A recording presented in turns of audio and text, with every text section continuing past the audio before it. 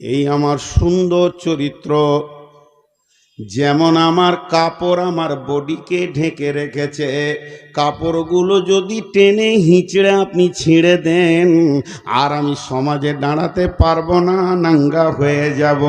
তেমনি আমার চরিত্রকে যে ঢেকে রেখেছে, আমার যৌন উত্তেজনাকে যে ঠান্ডা করে, পৃথিবীর বুকে আমাকে সমাজের সামনে চেয়ারে বসার ক্ষমতা দিয়েছে, সেটাই হলো আমার বিবি। আমার বিবি আমার সঙ্গে খেলা করে এবং সে আমার চরিত্রকে ঢেকে রাখে, সে আমাকে ঢেকে রাখে। আমার যত দাপ আছে সে তার উপরে জুলুম সহ্য করে নেয়। এই জন্যই না আমি সমাজে দামি মানুষ। যদি ওই বিবিটা না থাকতো তো আমার উত্তেজনা এতটাই বেড়ে যেত, কোন দিন আমি কারো কাপড় ধরে নিতাম।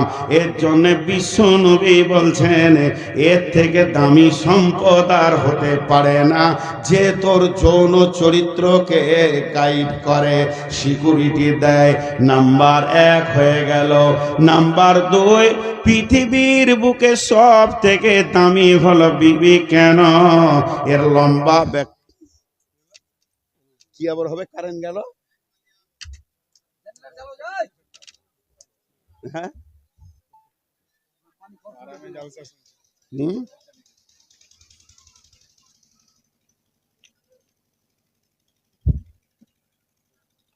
হাই আল্লাহ।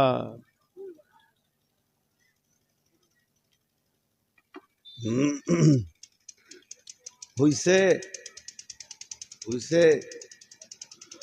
পৃথিবীর বুকে আমাকে সমাজে দামি মানুষ করলো, বিবি আমাকে গাইড করেছে। শুধু এই পর্যন্ত নয়, আজকে যখন কালেকশন চলছিল, ওই কালেকশনের সময় আমি শুনছিলাম এমনও ব্যক্তি এসে 20 টাকা, 50 টাকা, 100 টাকা, 500 টাকা দিয়ে বলছে, মৌলানা আমার আব্বা মায়ের জন্যে দোয়া করবেন, এই সন্তানটা কে দেবে আমাকে? কাঁঠাল গাছ দেবে না, এটা পৃথিবীর কোনো জমি দেবে না, আম গাছ থেকে পাবো না। আমার বিবি এমন একটা জমিন, আমার রক্ত থেকে আমার সন্তান আমার কোলে তুলে দেবে, সে হলো জমি। আমি হলাম চাষি, অতএব আমার ফসল আমার কোলে তুলে দেবে। আমার ভবিষ্যৎ ভিটাতে বাতি দেনেওয়ালা ওর কোল থেকে পৃথিবীর বুকে আসবে। এর জন্য বিশ্বনবী বললেন, বিবি হলো তোমার সেরা সম্পদ।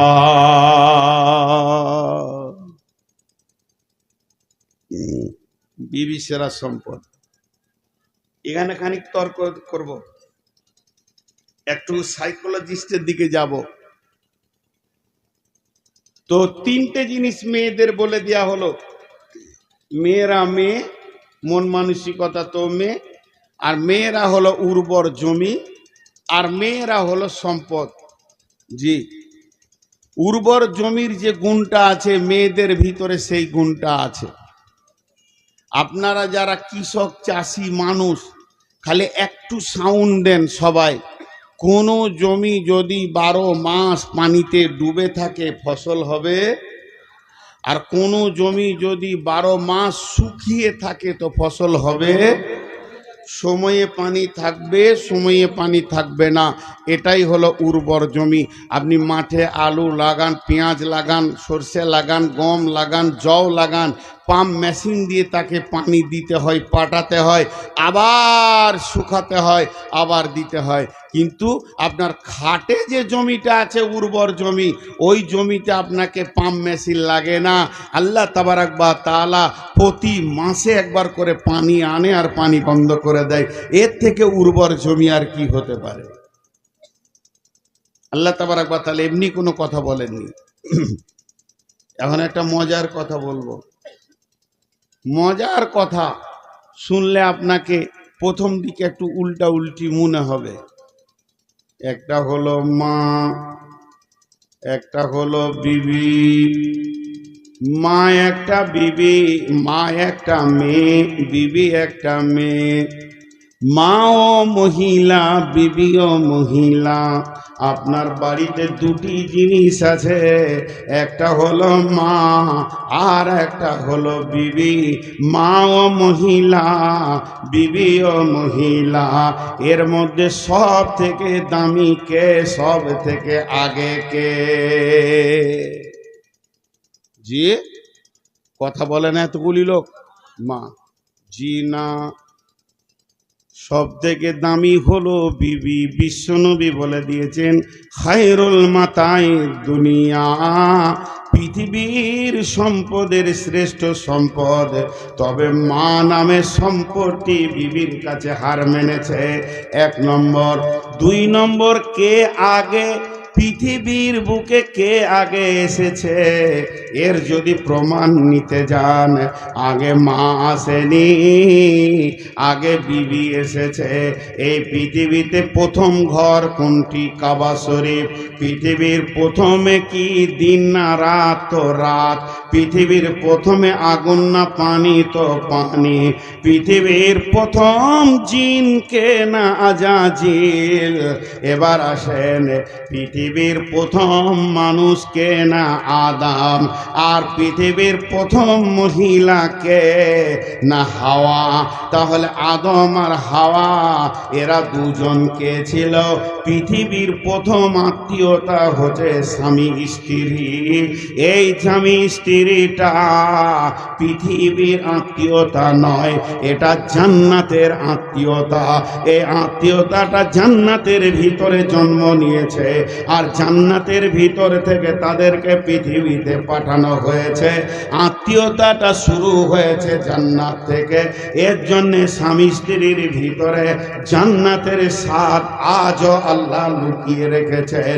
স্বামী স্ত্রীর কাছ থেকে সেন্ট পায়, স্ত্রী স্বামীর কাছ থেকে আনন্দ পায়, সেন্ট পায়।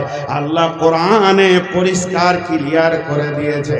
অতএব পৃথিবী প্রথম শুরু হয়েছে স্বামী স্ত্রীকে দিয়ে।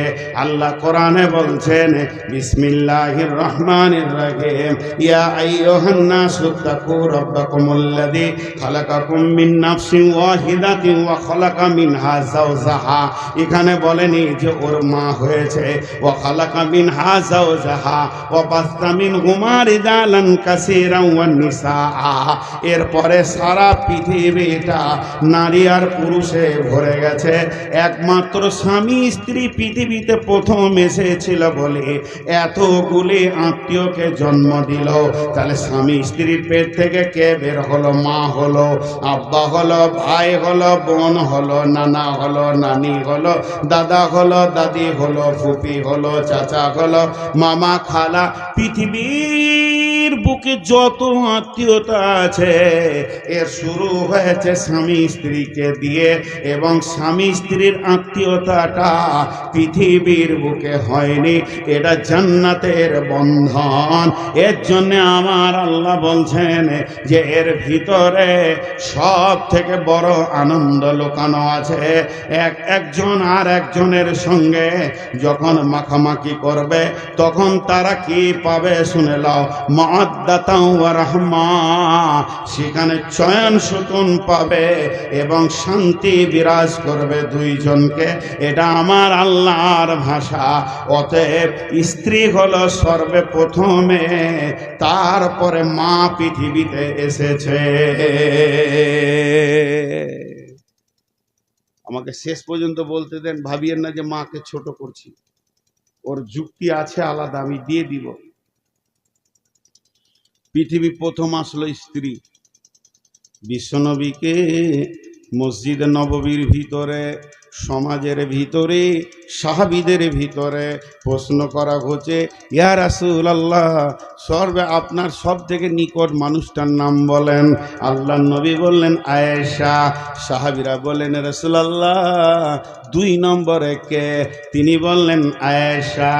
নবীজি বললেন, সাহাবীরা বললেন ইয়া রাসূলুল্লাহ 3 নম্বরে একটা পুরুষের নাম বলেন, কে আপনার প্রিয়? বিশ্ব নবী বললেন আয়েশার আব্বা। উনি তো জানতেন আবু আবু বকর নাম, তারপরও বিবির নামটা মুখ থেকে যেছে না। প্রথমবারও বিবির নাম, দ্বিতীয়বারও বিবির নাম, তৃতীয়বার প্রশ্ন করা হলো ইয়া রাসূলুল্লাহ পুরুষের নাম বলেন। নবীজি বললেন আয়েশার আব্বা। অতএব বিবির একটা আপার লেভেলের সম্মান রয়েছে। বিশ্ব নবী সে সম্মানের কথা বলে গেছেন, ও আনফিক আলা আয়ালিকা মিনাত তাওলিক, যেমন তোমার ইনকাম হবে ওই রকম বিবি এবং স্ত্রী সন্তানের পেছনে, আহালের পেছনে খরচা করো।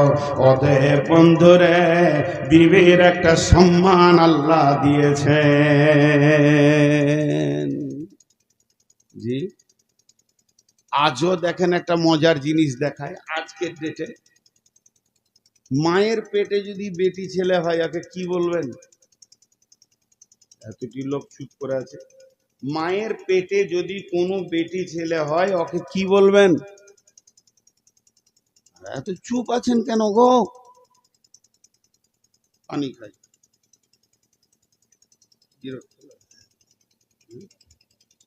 বোতলটা ফের কত চিকনে, পানি খেতে মন দিয়েছে না বোতলটা দেখে।